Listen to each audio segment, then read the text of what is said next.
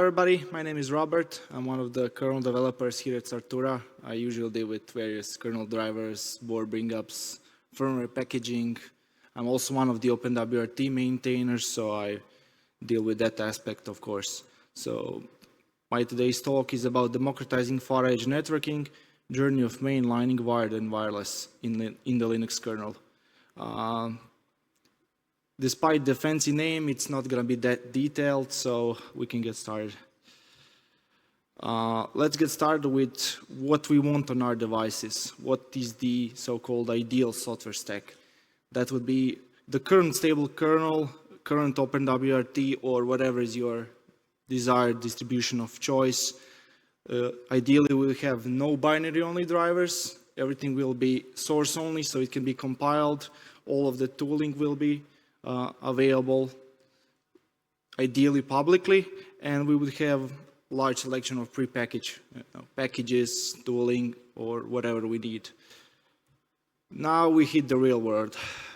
Of course, it would be way too easy if that was the way everybody did it. So usually when we have devices that we are bringing up or porting or trying to move into our use, we usually hit the following roadblocks. We only have vendor-provided reference SDK. In the best case, sometimes we don't even have that. We maybe have a GPL dump. We maybe not have a GPL dump. Usually we have some kind of ancient kernel version. I've seen everything from kernels 2.6 to 4.4 in the best. They usually don't resemble the upstream kernel at all. They've been heavily modified by whatever the vendor did to them. For the access points, I've seen almost all of them are based on some kind of OpenWRT that, they even leave the name there, but it's all it uses from OpenWRT is the build system itself. It doesn't really resemble OpenWRT. Maybe the packages are also outdated as well. We would have a bunch of binary-only drivers that are compiled against certain kernel with certain options, and if they don't work for you, well, you're kind of out of luck then. Packages, yeah, these are usually outdated. We have a bunch of CVs. If we even attempt to scan the current versions against them and look up the CV numbers, so these are usually hard to impossible to update due to their interdependencies. So we'll hit one package and we'll think, well, that one is easy to update, let's just update that one, and then we see, yeah, it needs another libc version. It depends on 30 other packages, and they all depend on each other, essentially. There are a number of security vulnerabilities usually. Some of them are hard to mitigate due to need to update the packages or even the kernel itself to a newer version, or at least patch it. Ideally, we at least have the SDK so we can compile our own backported patches or some kind of another workaround against that. In other cases, we don't even have that, and we have to invent some kind of a workaround, either block the service package, remove it manually via some script, or try to binary patch it in the worst case to get rid of the exploit.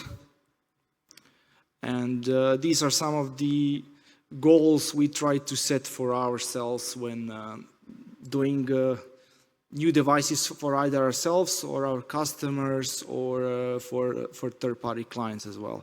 So we always want to target up-to-date upstream projects, so be it kernel, be it the build system, whichever we are using, be it OpenWRT, build root, also up-to-date U-boot if available. That is our goal as well, depending on the time we have. So we want the kernel to be at least the current LTS, if not possible, the current stable or next kernel distribution. As I said, it could be whatever you want. We usually deal with OpenWRT, but we've dealt with Gen 2, our own build root-based distributions, whatever, but it's just a matter of it being active and currently developed and not just being some kind of leftover that we have to fight against to even compile. We want all of the user space tooling to be as open source as possible, so be it systemd for full distributions like Debian, Gentoo, Ubuntu, or whatever, or OpenWRT tooling. Or in cases of modems, we want to deal only with modem manager and contribute to that and not have to reinvent the wheel with yet another AT-based modem configuration tool, which sometimes works, sometimes doesn't.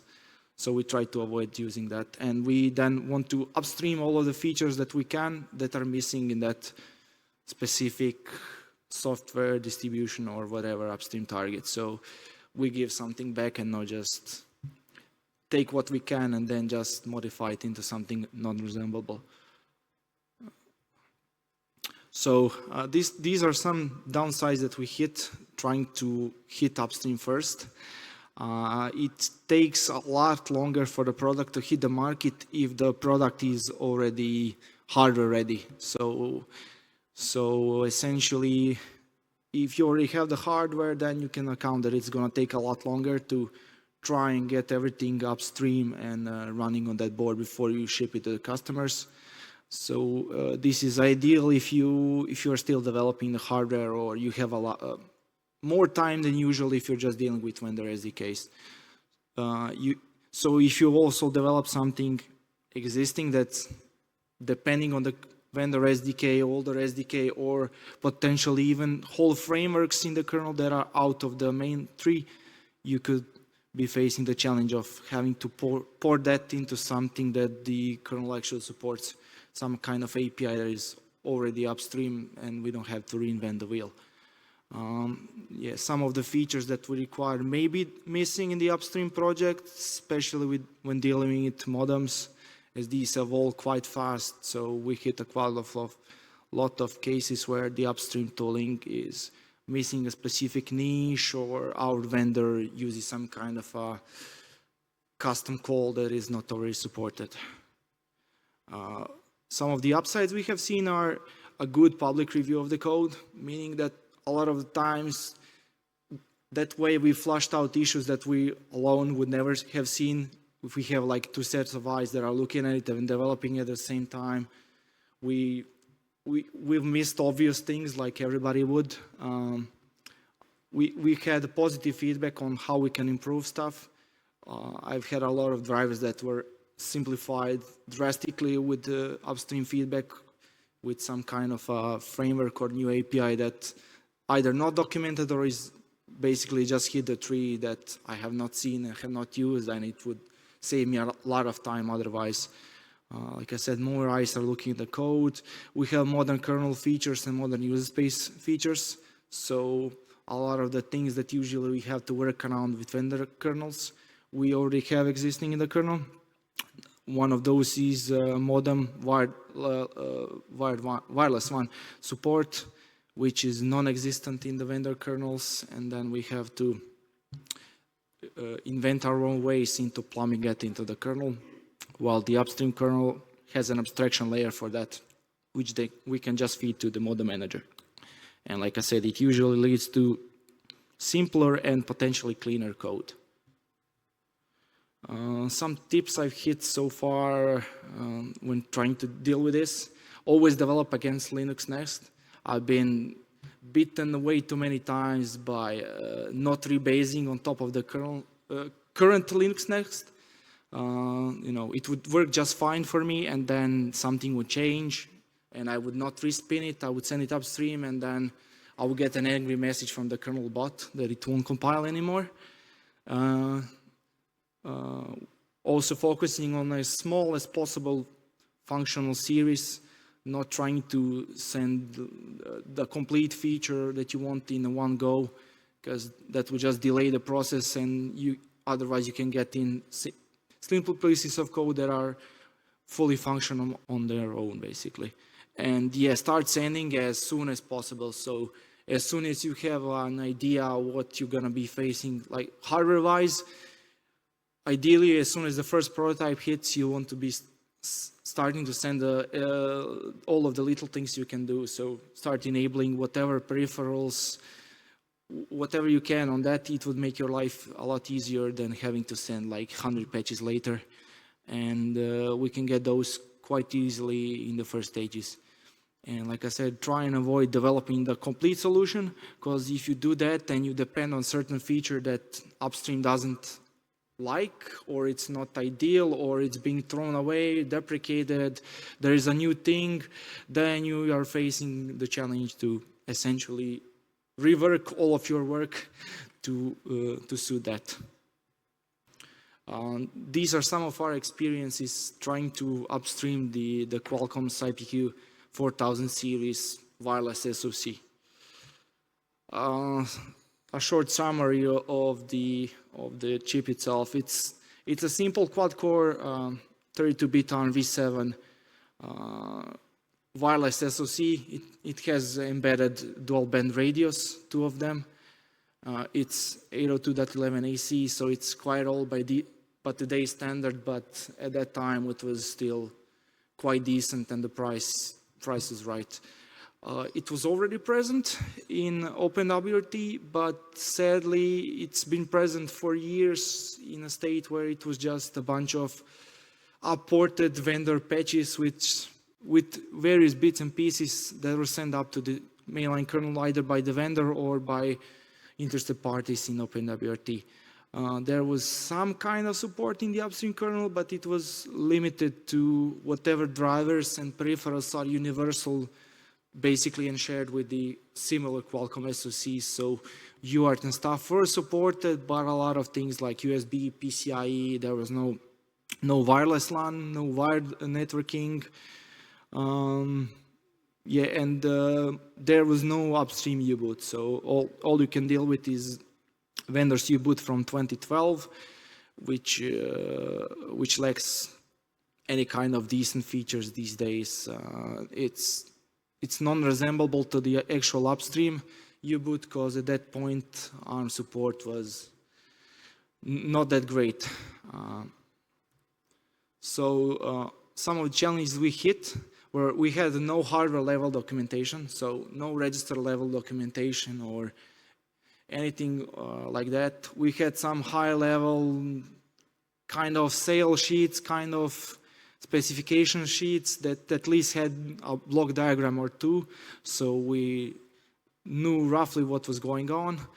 Like I said, OpenWRT support was existing, so at least we knew we had existing code that was mostly working.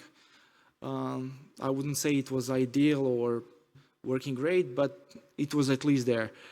A lot of the existing code that we had from OpenWRT was based on a vendor kernel which contained a lot. When I say a lot, I mean over 50% of the boilerplate code was a bunch of magic fixes for pre-production hardware.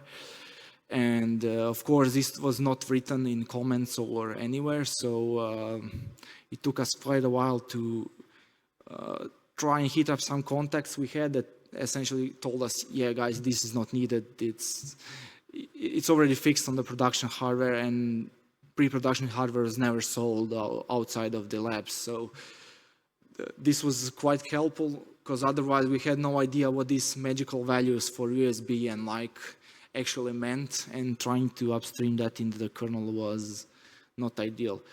The networking subsystem on this device is quite unusual, because it uses an off-the-shelf switch, but it's usually an external switch which they built into the device and connected it to a single gigabit Ethernet port, but it's tightly coupled with the Ethernet controller itself. It's not like an off-the-shelf switch that has the documented tags or anything. So we had to deal with that. And yeah, the only kernel we had was the vendor's 4.4 kernel, which let's say the Git history on it was not ideal. It was like take 10,000 lines, copy them, and commit it, call it fix XYZ. So that was not ideal. I don't know if you can see, but this is the whole wired networking. This was the first time I hit something like this, because like I said, it uses off-the-shelf switch, but it's a cut down version. Usually it has 7 ports. In our case, it only had 5 plus the CPU port. It's directly connected via internal link in the silicon itself to the single gigabit Ethernet controller. And the weird thing about it is this was the first time I hit a custom HDMI solution, which Qualcomm calls Penta-HDMI. It's basically 5 gigabits HDMI links, so you can have five actual switch ports with each of them having their own gigabit link. But the way they implemented this was via custom thing they call Unify, which is some kind of a Mac/PCS hybrid, which is of course not documented. And then it only works if you use it with their companion Ethernet PHYs. They have 2 SKUs, one is 2-port, one is 5-port. And the wonderful thing about it is it's a single package Ethernet PHY, which contains 5 or 2 PHYs. So it's 5 identical copies, but not identical, if you know what I mean.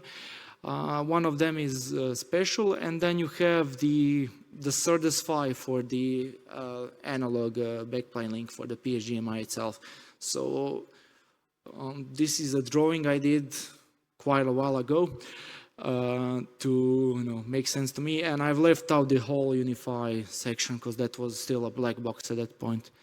And yeah, the PHYs are now supported upstream. We had the PHY package modeling done in the kernel to actually support these. And they are weird because they are copper, but one of them is also hybrid. You can do fiber with it. And you can actually connect it to fiber and copper ports at the same times, and it will default depending on which one you set. So this is a summary, basically what I said. Yeah, I did not say that the internal switch was already supported in the kernel. It's supported by the QCA8K DSA driver, but not in this shape. Most of the operations and registers are the same, but the whole control, the generic control registers are not the same, and it's instead of being MDIO based, it's MMIO, so you can directly address it via memory. And like I said, it uses the Penta-HDMI link, but it also supports regular RGMII. And yeah, you can configure this via a magic value, which we have no idea what it means. It just works.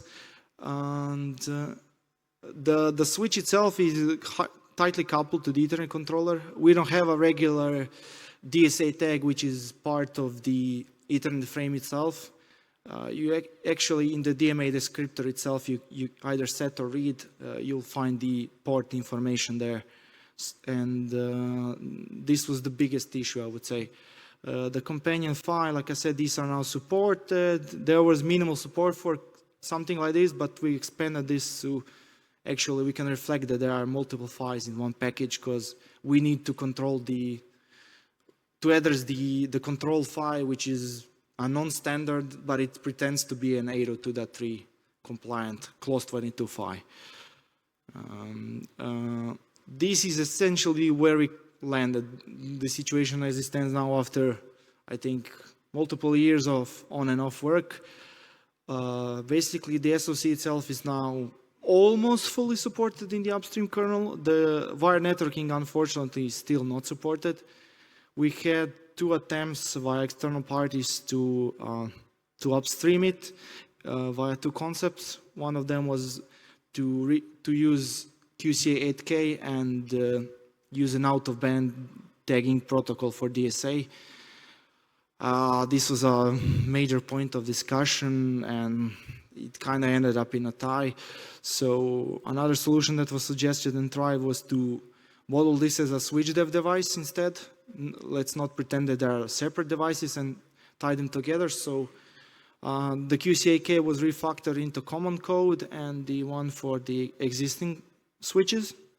And we were able to export the symbols and not duplicate those, at least, because a lot of them are essentially the same with some modifications in the setup stage. Sadly, both of these did not succeed. I think the last attempt was in early 24, in January 2024, and we still need to try for the third time and invent something between SwitchDev and DSA and get this thing working. Because in the current state it works, but it's not ideal. We're using this driver in OpenWRT as well, but it's not ideal. As part of the upstream process, we also did U-boot upstreaming. It's not complete, but at least you can use U-boot on it. It's single core only because these do not use PSCI or something like that. That would be way too easy. So we only support single cores, but it works. There's full UART, full pin control, GPIO. You can use the SPI for NOR and NAND. USB support is there, and it's using the Linux DTS instead of having to customize it. Most of the networking is also there. The only thing is missing is the PHY support, which has been stalled for multiple months now. It's been reviewed, but I need to check why it's not been merged. The two biggest things that are missing are parallel NAND and eMMC/SDIO/SD card, whatever support. We not had a use for these, but these are quite common, and potentially we might go back and add these once we need those. Yeah, that's all from me. I will take any questions if you have.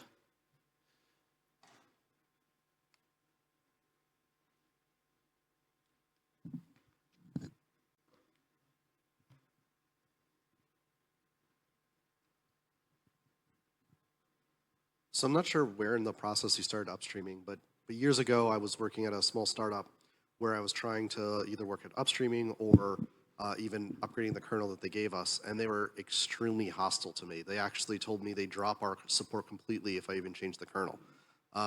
Did you find that at all, that vendors are very harshly pushing back on you on trying to deal with this? Yeah, essentially they don't care. They are not going to support you, so if you are not going to be asking support from them, that's the only way you can do this. We don't require any kind of software support from them. Ideally, we would like some documentation, but that's either hard or impossible to get depending on the vendor. With some, we have a good working relationship, so we have some registered documentation. With others, we don't have that, but you cannot expect on them to, if you're going to ask them to update the kernel or to support you in any way, they're just going to shoot that down. They're not into business of doing that. But they didn't put, like for me, they actually said that if I updated the kernel and didn't ask them for support, they wouldn't sell to my company anymore. Okay, I mean, that's a weird position from them, because I don't know how they can prevent you from upstreaming publicly available source code under GPL license, or if you can figure out whatever the magic bits are. But, okay, I mean, that's their position. Yeah, thanks. So I've been in that position for the last 15 years, talking to the silicon vendors for these types of chips. It started indeed with extremely hostile behavior, and then pointing out that, well, you know, a lot of this stuff is GPL. Some of it's even on GitHub. Why you have a problem if we, as a company making a commercial product out of this device, that we also upstream some things. But we're getting there. The MediaTek and Aroha are straight going into upstream now. The Qualcomm SDK is fully open source, not in upstream OpenWRT. That would be the next step, but it is on our side of the Purple Foundation. And yeah, Broadcom is Broadcom. That's a different thing. Yeah, don't even start on Broadcom. Yeah. You didn't talk a lot about wireless. So Qualcomm always tells me wireless upstream is not good enough to deploy. What's your take on that? I mean, depends on what their driver and foreign combo is. In this case, ATH10K, it's been out for probably 10 years or so, and at this point, it's actually quite stable. The biggest issue is they don't publish the firmware regularly enough. So with the newer AX stuff or B stuff, we essentially have to beg them to publish new firmware, because they have like 6 new versions in their SDK, but they won't publish it. And that's the major issue, because most of the issues are in the firmware itself. They are not in the driver. We can either we or third parties can fix the driver, but it's impossible to fix the firmware. That's also been improving. So the firmware, that remains an issue. Yeah, that's every vendor. But the drivers themselves for MediaTek MT76 is now completely up to spec. Yeah, I have to credit the MT76 driver. It's, as far as the upstream ones go, I think it's the most complete one. Yeah. Especially for the modern stuff. Yeah, so the MLO stuff's just been added as well as a patch driver on the OpenWRT repositories, I think. Qualcomm is rapidly moving towards being completely in line with upstream. So Okay, I see Johannes laugh, but I see Johannes laugh, but it's moving. Don't worry, I'm not going to disclose too much, and there's a lot of push inside Qualcomm to get there. So, and then the Max Linear Wave 600 and Wave 600 and 700, I think that's also close to become available in open source, or at least openly available. We'll have to see about that. I know there's been push to try and support those, but there's literally no info of them publicly available. So that's true. So at the moment, you still need to have an NDA with them, but that's generally getting weaker and weaker. It's getting, we're really getting there. Great to hear.